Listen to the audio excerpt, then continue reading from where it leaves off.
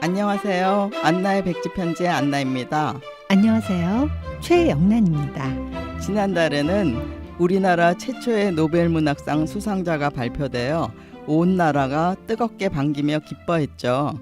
채식주의자, 소년이 온다, 작별하지 않는다 등으로 이미 여러 가지 상을 받은 한강 작가의 수상을 축하합니다. 출판계도 모처럼 바빠지고 서점마다 작가의 책이 완판되며 서촌에 있는 한강 작가의 서점인 책방 오늘에도 수많은 인파가 몰려 문학 성지라는 이름이 붙었다지요. 스웨덴 할리먼에서는 자신의 작품에서 역사적 트라우마와 보이지 않는 규칙에 맞서고 인간 삶의 연약함을 폭로했다. 신체와 영혼, 산자와 죽은 자 사이의 연결고리에 관한 독특한 인식을 시적이고 실험적인 현대 산문으로 표현한 혁신가라고 언급하며 한강 작가를 수상자로 선정한 심사평을 내놓았죠. 다시 한번 한강 작가의 수상을 축하합니다. 저는 수상 발표하는 날 미국에 사는 큰딸 집을 방문 중이었는데요. 일산으로 이사와 10년 넘게 소설 모임을 하다 보니 반가운 마음에 소설 모임 단톡에 소식을 알리면서 무슨 작품으로 받은 거냐고 물어봤어요. 그런데 뚜렷하게 한 작품만으로 선정한 것 같지 않더라고요. 여기저기서 한강 작가와 관련된 소식을 카톡에 올려주었는데 시도 쓰고 작곡 작사도 하고 노래까지 불렀더군요. 저는 안녕이라 말했다 해도 라는 노래 가사가 참 좋았어요. 맞아요. 저도 그 노래를 들어봤는데 힘들더라도 딛고 일어서겠다는 의지가 들어있는 노랫말이 좋았어요. 또 수줍은 듯 떨리는 음성으로 부르는 노래는 순수하게 느껴졌어요. 안나님은 미국에 가서 가족들을 만나서 반가웠겠네요. 네, 가족을 만나서 반가웠지만 미국으로 이민 가서 30년 동안 연락이 끊겼던 대학 동창하고 연락이 되어서 반가웠어요. 친구 연락처를 알게 되어 전화를 했는데 제 사촌 동생하고 10분 거리에 살고 있었어요. 이번에 사촌 동생도 제가 큰딸 집에 온다니까 서부에서 동부로 6시간 비행기를 타고 왔어요. 사촌 동생 핸드폰을 빌려 친구한테 전화를 거는데 지역 번호가 같아서 물어보니까 처음부터 그 지역에서 몇십 년 살았던 거예요. 사촌도 직장 관계로 미국에 가게 되어 그 지역에서 20년 넘게 살고 있었거든요. 이번 안나의 백지편지 58회에서는 우연에 대한 이야기를 생각해 보려고 해요. 리스본행 야간 열차에 나오는 우리 인생의 진정한 감독은 우연이다 라는 말이 떠오르네요. 네, 이야기가 거기서 끝나는 게 아니라 사촌 동생이 그 친구 아이들의 어릴 때 피아노 선생님이었던 거예요. 그런데 우리 삶이 무척이나 바빴었는지 나도 그 친구도 전혀 기억을 못하는 거였어요.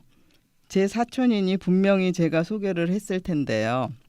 그런데 큰딸 집에 있는 딸의 어릴 때 사진첩을 보니까 그 친구 아이들과 같이 우리 집에서 생일 파티를 한 사진도 있고 작은 딸이 보내준 사진을 보니까 같은 유치원을 다녀서 소풍 간 사진과 유치원 선생님 결혼식에 같이 간 사진도 있었어요. 같이 한 추억이 많았군요. 그런데 오래 떨어져 지내다 보니 추억마저도 잊혀졌네요. 맞아요.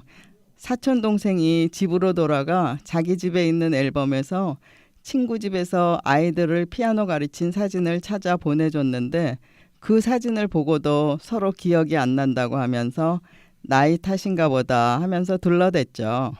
그래도 30년의 세월이 흘러 옛 시간을 더듬어 보는 좋은 추억이었네요. 맞아요. 게다가 사촌 동생과 친구가 가까이 살아서 제가 한국에 온 후에 만나기까지 했다니 이런 우연과 인연이 있네요. 저는 지난달 올림픽 체조 경기장에서 2024 오페라 투란도트 아레나 디 베로나 오리지널이라는 이름을 붙여 열린 오페라를 관람했어요. 이태리 베로나의 콜로세움과 같은 형태의 고대에 만들어진 원형극장에서 열렸던 푸치니의 오페라 투란도트의 무대 장치와 성악가, 지휘자, 연출자, 스텝 등 엄청난 규모의 오페라단을 올림픽 체조 경기장에 그대로 옮겨놓고 하는 공연이었어요. 무대와 의상 등 보이는 것이 화려하더군요. 성악가들의 기량도 대단했고요. 제가 미국에 가 있는 동안 좋은 공연이 있었네요. 안나가 친구를 우연히 다시 만났다는 이야기를 들으니 투란도트에도 우연과 관련 있는 장면이 있었던 것이 생각나요. 투란도트는 고대 설화에서 스토리를 따온 것으로 중국의 아름다운 공주 투란도트가 결혼하려는 왕자들에게 3가지 수수께끼를 내는데요. 여러 남자가 도전했다가 맞추지 못하고 참수를 당하죠. 전쟁으로 나라를 잃은 칼라프 왕자가 우연히 북경에서 아버지 테무르 왕과 하녀 류를 만나요. 앞을 보지 못하게 된 왕을 곁에서 계속 모셔왔던 류는 왕자님이 전에 미소 지어준 것을 잊지 못하여 왕을 극진히 모셔왔어요. 하녀 류는 칼라프 왕자를 짝사랑한 거였네요. 그렇죠. 그런데 칼라프 왕자는 투란도트에게 한눈에 반해 수수께끼에 도전하여 모두 풀어내는 데 성공해요. 공주는 당황하고 청혼에 응하지 않자 칼라프는 공주에게 자신의 이름을 맞추면 자신을 참수형에 처하고 맞추지 못하면 그때는 결혼해야 된다고 말해요. 칼라프 왕자의 이름을 알아내기 위해 중국 관리들이 백성을 추궁해 칼라프의 하녀였던 류를 잡아왔지만 류는 칼라프를 지키기 위해 자결합니다. 공주는 끝내 칼라프의 이름을 맞추지 못하고 칼라프는 공주의 사랑을 얻게 된다는 줄거리의 오페라인데요. 칼라프 왕자를 짝사랑했던 류가 자신의 목숨까지 바치면서 왕자를 지켜내는 것을 보고 공주는 사랑의 의미를 깨닫게 된 것이지요. 패망한 고국을 떠나 멀리 북경까지 온 칼라프 왕자가 정말 우연히 테무르 왕과 류를 만나게 되잖아요. 그 만남으로 류는 자신의 목숨을 버리게 된 거고요. 만일 류가 칼라프 왕자를 만나지 않았더라면 류는 죽지 않았을 텐데요. 쓸데없는 공상까지 해봤어요. 실제로 인생에서 우연이라는 게 만들어내는 상황이 놀라울 때가 많지요.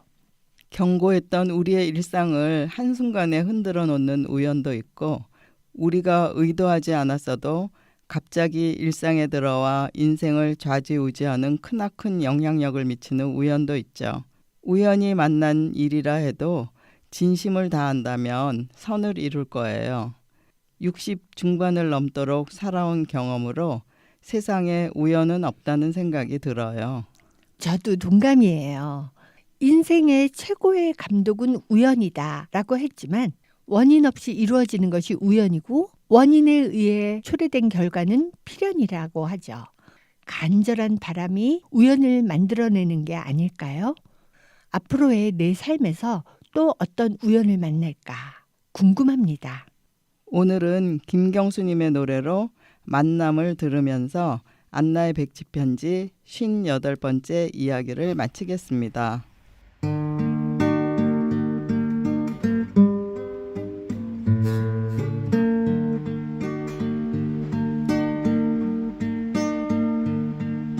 우리 만남은 우연이 아니야. 그것은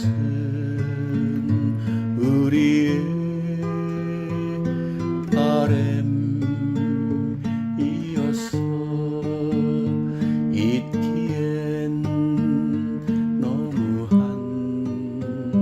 나의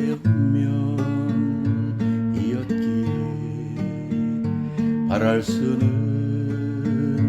없지만 영혼을 태우니 돌아보지 마라.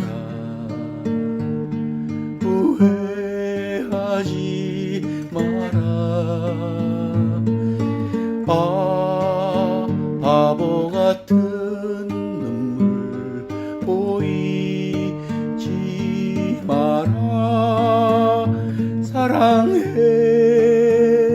사랑해 너를 사랑해